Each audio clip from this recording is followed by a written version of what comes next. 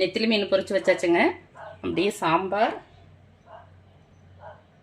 நம்ம செஞ்ச வாழைக்காய் மோர் குழம்பு, அப்படியே சவுச்சவு கூட்டு, ரசம்,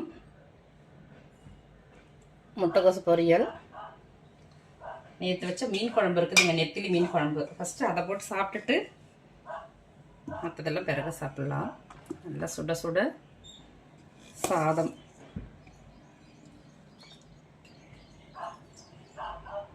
சூப்பரான நெத்திலி மீன் குழம்பு. இன்னைக்கு காலையில் பிரேக்ஃபாஸ்ட் லஞ்சு எல்லாமே செஞ்சு முடிச்சாச்சுங்க. நீங்களும் இது மாதிரி செஞ்சு சாப்பிட்டு ஆரோக்கியமாக இருங்க. Okay, bye, thank you.